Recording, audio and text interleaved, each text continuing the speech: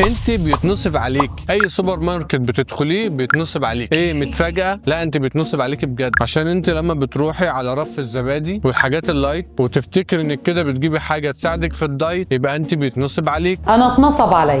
اصل انت لو فاكر ان كل ده من غير سكر وما فيهوش اي مواد تزود وزنك، تبقى انت غلطانه، ومن النهارده لازم تتابعيني وتعملي سبسكرايب للقناه كمان، عشان احنا ماشيين مع بعض واحده واحده عشان كلنا نخس.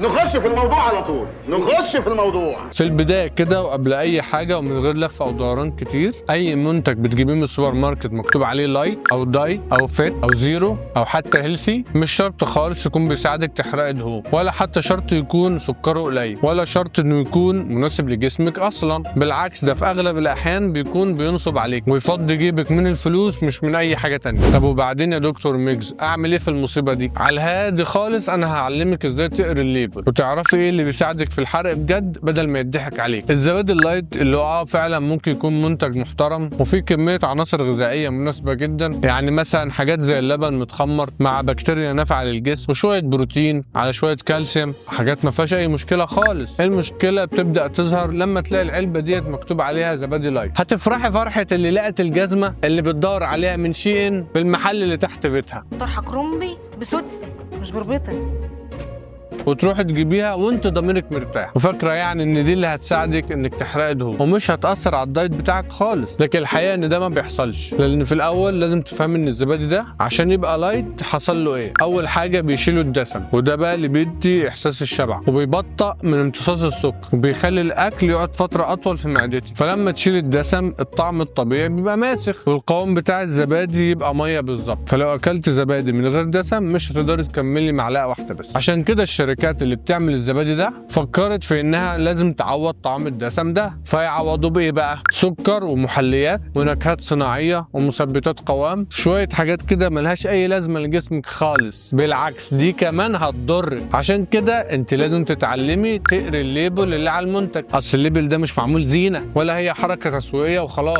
دي اهم حاجه في اي منتج انت بتجيبيه في الدنيا. واول سطر دايما هتشوفيه هيكون الكالوري او السعرات الحراريه، وهم حاطينها في اول سطر مش بشكل عشوائي، بالعكس ده بيحطها في الاول لان دايما هتلاقي السعرات الحراريه قليله، فهتفرحي وتوقفي قرايه الليبل لحد هنا. ما خلاص بقى مش هو السعرات الحراريه قليله يبقى نشتري خلاص. بس اسمحي لي اقول لك مبروك عليكي الفخ، هم حرفيا كلبشوكي من رجليك، لانك لو نزلت تحت شويه هتلاقي حاجه اسمها الكربوهيدرات وحاجه تانية اسمها اديت شوجر. دول بقى المصايب المستخبيه واللي انت عينك ما بتجيبهمش. يعني هتلاقي علبه الزبادي اللايت اللي انت بتجيبيها دي فيها من 12 ل 15 جرام سكر، وفي نفس الوقت هتلاقي مكتوب ان ما فيهاش سكر مضاف. طب ازاي؟ هو احنا مجانين يعني ولا ايه؟ ببساطه السكر موجود بس مش مضاف كسكر ابيض، يعني مش بيفتحوا سكر التموين ويحطوه في علبه الزبادي، هم بيحطوه عن طريق حاجه اسمها شراب جلوكوز وحاجه تانية اسمها الفركتوز والمالتي ديكسترين والديكستروز. ايه بقى الحاجات دي يا دكتور ميجز؟ انا مش فاهم حاجه خالص. الحاجات دي كلها سكريات، وده مش كلامي، ده كلام منظمه الصحه العالميه وهيئه الدواء والغذاء الامريكيه FDA اللي بتقول ان العناصر دي زيها زي السكر بالظبط، وان الجسم ما بيعرفش يفرق ما بين السكر الطبيعي والسكر المستخبي في الدايت. طب لو هم مش مزودين سكر عن طريق عناصر تانية هيزودوه ازاي؟ عن طريق المحليات الصناعيه، والمحليات دي اتعمل عليها دراسات في مجله علميه اسمها Nature of American Journal for Clinical Nutrition، تتكلم عن ان المحليات الصناعيه ممكن تبوظ استجابه الانسولين وبتاثر على البكتيريا النافعه اللي في الامعاء، وده هيخليكي تحبي السكر اكتر على فكره، ويا عيني جسمك فاكر انه داخل له سكر، فبالتالي حرق الدهون هيقف وبعدها تجوعي اكتر. فهمت بقى انك كده بتبوظي الدايت اللي انت عاملاه؟ ده كفايه بس الدهون المهدرجه اللي بتبقى موجوده في المنتج. وقال ايه؟ بيكتبوا على المنتج صحي وقليل الدسم، وخدي عندك بيحطوا زيوت مهدرجه وزيوت نباتيه، ودي حاجات احنا بنسميها دهون متحوله. منظمه الصحه العالميه بتقول ان الدهون دي اصلا ملهاش اي امان وبترفع الالتهابات وتبوظ الهرمونات وبتزود مقاومه الانسولين، يعني بتعمل كل حاجه عكس التخسيس. هو اي نعم بيحطوها بكميه قليله وبيكتبوا صفر دهون متحوله، بس الحقيقه بيكون بيكون فيه دهون متحوله بنسبه اقل، يعني حوالي 0.5 جرام في الحصه. يعني انت ممكن تاكلي 3 علب زبادي كلهم دهون متحوله وانت فاكره ان انت ما اكلتيش اي دهون خالص. فمن الاخر كده يا هانم، مفيش حاجه اسمها زبادي لايت، ومفيش منتج لوحده هيساعدك تخسي. واللي يقولك كلي وانت هتخسي وتحرقي دهون، اعرف انه بينصب عليك، عشان جسمك ما بيشتغلش كده. الحرق بيجي بشكل تاني، توازن اكل ونوم وحركه وهرمونات واستقرار نفسي. فمن الاخر اي منتج من المنتجات دي